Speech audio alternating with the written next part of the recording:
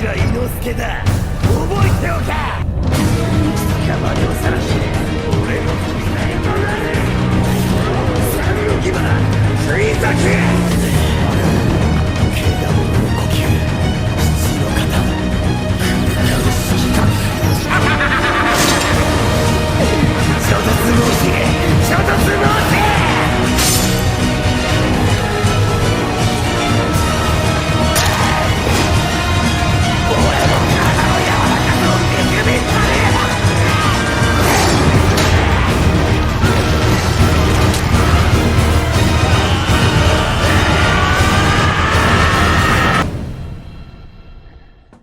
Inosuke Ashibira, le guerrier sauvage des montagnes, incarne la force indomptable de la nature dans un corps humain.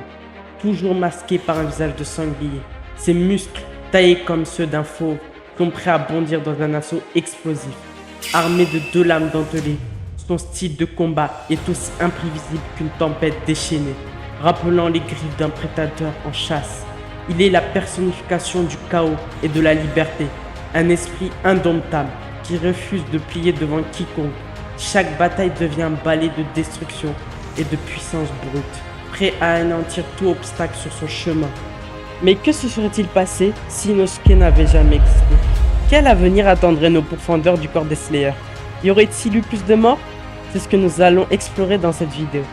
Déjà, avant toute chose, il faut être clair. L'absence d'Inosuke aurait certainement entraîné un nombre plus élevé de victimes. Mais pour apprécier l'histoire en détail, nous allons essayer de donner un avantage du scénario à nos protagonistes en respectant le fil de l'histoire principale.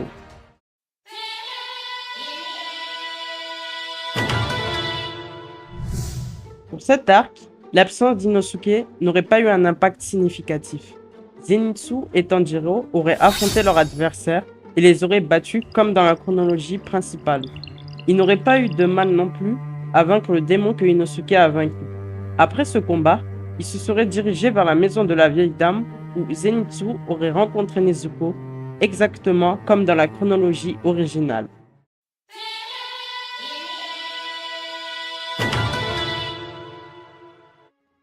Après leur repos bien mérité, Tanjiro et Zenitsu se dirigent vers la montagne où une atmosphère oppressante les attend. En approchant de leur destination, ils aperçoivent un Slayer capturé par des fils invisibles et aspiré dans l'obscurité de la forêt. Tanjiro réprime sa peur et fonce dans la forêt malgré les tremblements de sa main. Zenitsu, terrifié à l'idée d'entrer dans cet endroit sinistre, hésite. Cependant, lorsqu'il se rend compte que Tanjiro est parti avec Nezuko, son courage se réveille et il se précipite à sa suite. Dans la forêt, Tanjiro rencontre Murata, un autre Slayer, qui lui explique la situation désastreuse. Ensemble, ils affrontent les pourfendeurs contrôlés par les démons araignées. Tanjiro laisse Murata gérer les Slayers manipulés, tandis qu'il se concentre sur la détection de la source du mal grâce à son odorat surdéveloppé. L'absence d'Inosuke commence à se faire sentir lorsque Tanjiro affronte le démon sans tête. Un combat qui, bien qu'il réussisse à remporter, lui coûte beaucoup plus d'efforts qu'initialement prévu.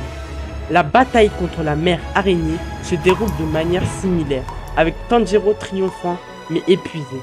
Zenitsu, quant à lui, parvient à vaincre le frère démon araignée, tout comme dans la chronologie principale.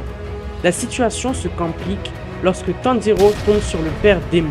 Après un combat éprouvant, il est projeté dans les airs et se retrouve face à face avec Rui, la 5e lune inférieure.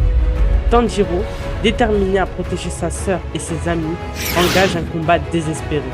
Il utilise la danse du dieu du feu et croit un instant avoir vaincu Rui. Cependant, ce dernier révèle qu'il s'est lui-même tranché la tête pour éviter de succomber à l'attaque de Tanjiro. Alors que tout semble perdu, Gyuto Moyoka intervient, comme dans l'histoire originale, et décapite Rui en un instant.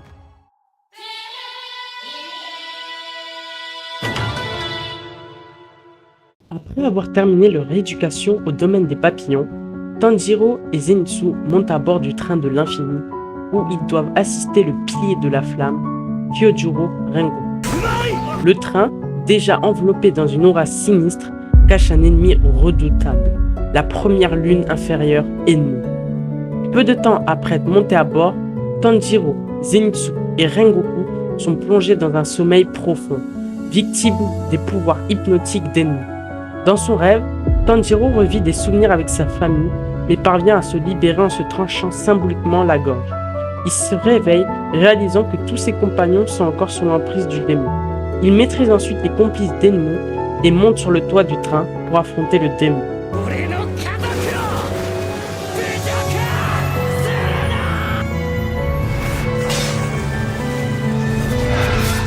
Cependant, en le battant, Tanjiro découvre avec horreur qu'Enmu a fusionné avec le train lui-même, transformant toute la structure en un monstre colossal. Sans l'aide d'Inosuke pour localiser le cœur d'Enmu à l'intérieur du train, Tanjiro se retrouve désemparé. C'est alors que la voix de Rengoku résonne, lui rappelant de réfléchir à ce qui dirige un train. Comprenant enfin, Tanjiro se précipite vers l'avant du train. Mais le combat devient de plus en plus difficile. Tanjiro se fait endormir à plusieurs reprises par Enmu et doit se trancher la gorge à chaque fois pour se réveiller, s'approchant dangereusement du moment où il pourrait confondre rêve et réalité. Alors qu'il est sur le point de se trancher la gorge pour de bon, une silhouette apparaît à la vitesse de l'éclair pour l'en empêcher. C'est Zenitsu, dont l'état de somnambulisme le protège des effets d'Enmu. Zenitsu parvient à arracher Tanjiro du cycle infernal des rêves et ensemble, ils réussissent à arrêter le train.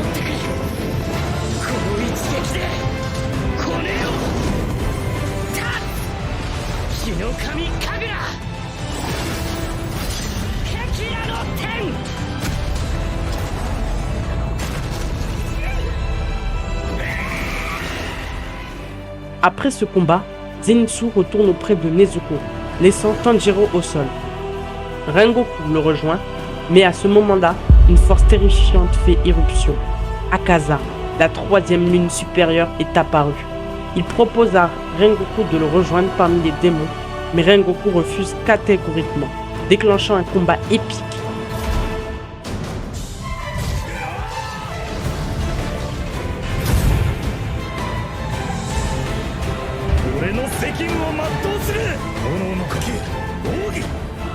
Comme dans la chronologie principale, Rengoku se bat vaillamment.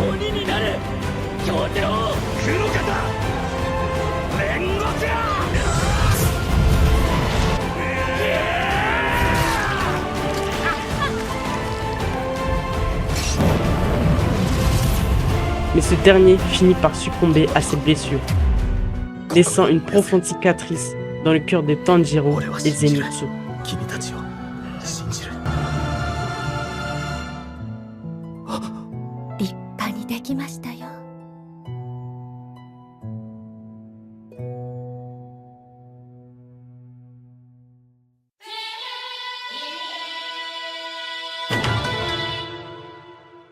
Après le tragique combat du Mugen Train, Tanjiro et Zenitsu rejoignent le pilier du son, Uzui Tengen, pour enquêter sur la disparition de ses 3 épouses dans le quartier des plaisirs. Tanjiro et Zenitsu doivent se déguiser en filles et s'infiltrer dans différentes maisons de plaisir pour recueillir des informations. Zenitsu finit par être capturé par la 6e lune supérieure Daki, tandis que Tanjiro découvre progressivement l'horreur qui se cache dans ce quartier. Le combat contre Daki commence avec Tanjiro utilisant la danse du dieu du feu, mais il est vite submergé par la puissance de la démone. Pendant ce temps, Tengen, qui a réussi à libérer ses épouses, et Zenitsu des obliges de Daki, se joint au combat. Daki, poussé dans ses retranchements, massacre les habitants autour d'elle, déclenchant la colère de Tanjiro, qui décuple sa puissance et empêche Daki de s'échapper.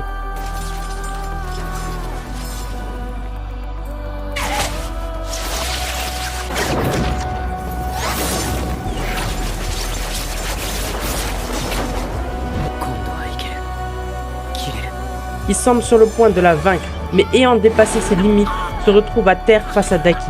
Tout à coup,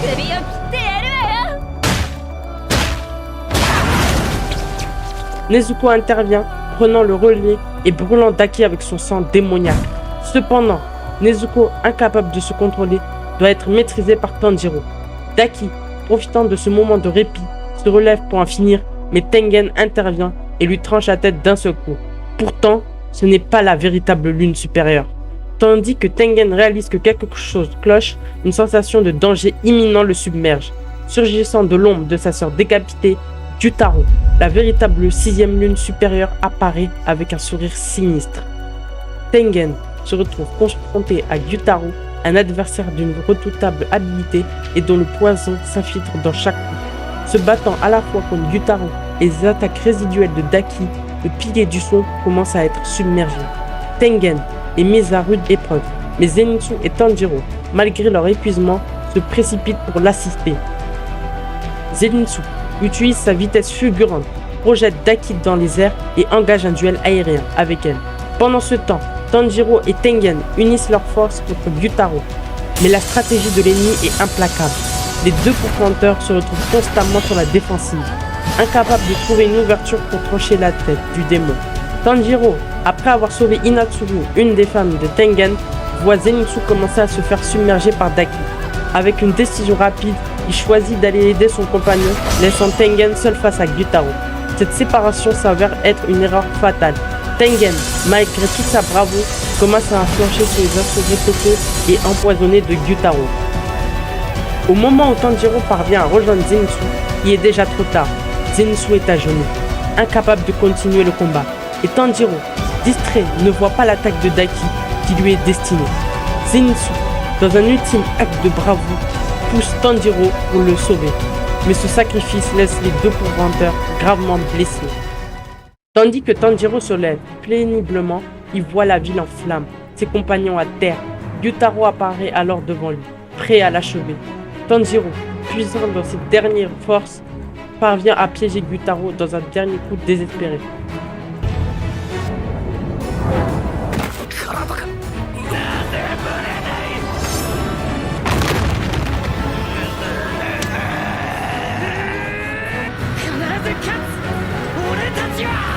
Daki, cherchant à sauver son frère, est intercepté par l'attaque finale de Zenitsu, qui, avec une ultime poussée d'énergie, réussit à la projeter avec lui. Cependant, Gyutaro est sur le point de tuer Tanjiro lorsqu'une silhouette surgit des ténèbres. C'est Tengen, gravement blessé, mais toujours debout, qui lance un assaut contre Gyutaro. Le combat atteint une intensité maximale, chaque coup pouvant décider de l'issue finale. Tengen esquive les attaques de Gyutaro avec une précision effrayante, déterminé à protéger ses camarades. Pendant ce temps, Zenitsu, malgré ses blessures, lutte pour trancher la tête de Daki. Mais la tâche est presque insurmontable sans le soutien d'Inosuke. Il est finalement dépassé et se fait violemment repousser par la Daemon. Tandis que Tengen et Tanjiro parviennent à décapiter Gyutaro dans un dernier effort héroïque,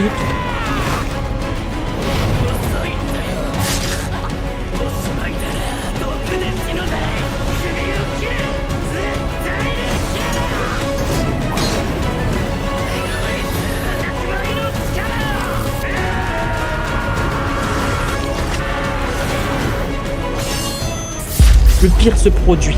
Daki, toujours en vie, Gyutaro ne se désagrège donc pas et déclenche son pouvoir sanguinaire. La dévastation est totale. Le quartier des plaisirs est ravagé par l'explosion de sang de Gyutaro. Et nos héros sont laissés à bout de force, à la merci de la mort. Mais c'est alors que Nezuko utilise ses flammes pour contenir l'explosion et sauver Tanjiro, Zenitsu et Tengen de la destruction. Elle vit ensuite Zenitsu en plein combat contre Daki. Il lui ordonne de prendre la tête de Gyutaro et de s'enfuir aussi loin que possible.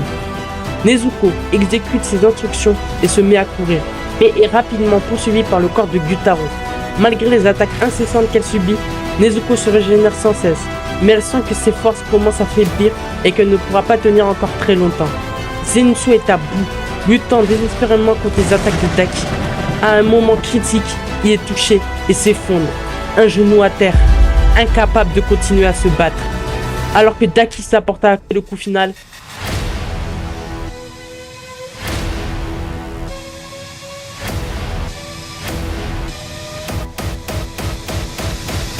une ombre surgit et sauve Zenitsu in extremis. Une aura puissante émane de cette nouvelle présence et Zenitsu reconnut immédiatement celle d'un pilier.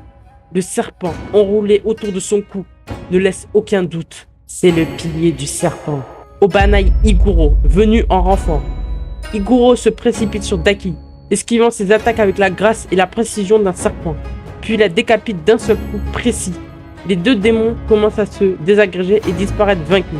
Pendant ce temps, Nezuko retrouve Tanjiro empoisonné et utilise son pouvoir pour le soigner alors qu'il est à 2 doigts de la mort. Malheureusement, malgré tous leurs efforts, Tengen succombe au poison de Gyutaro. Le temps que Nezuko prenne pour s'échapper et revenir n'a pas suffi pour le sauver. Sa mort marquant un coup dur pour le corps des Slayer, un deuxième pilier est tombé, plongeant les pourfendeurs dans une profonde tristesse et incertitude.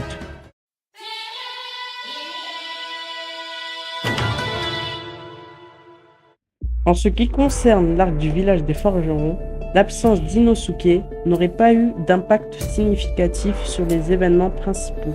Tanjiro, accompagné de Genya, Nezuko, Mitsuri et Mushiro, parviennent à vaincre Gyoko et Antengu comme dans la chronologie originale. Nezuko développe, elle, sa capacité à résister à la lumière du soleil. Quant à l'entraînement des piliers, rien ne change vraiment, mis à part l'absence notable de Tengen pour guider les nouveaux pourfendeurs.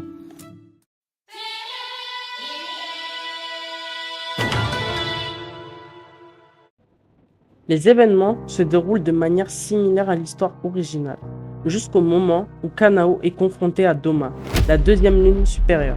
Sans Inosuke pour venir à son secours, la situation devient rapidement critique.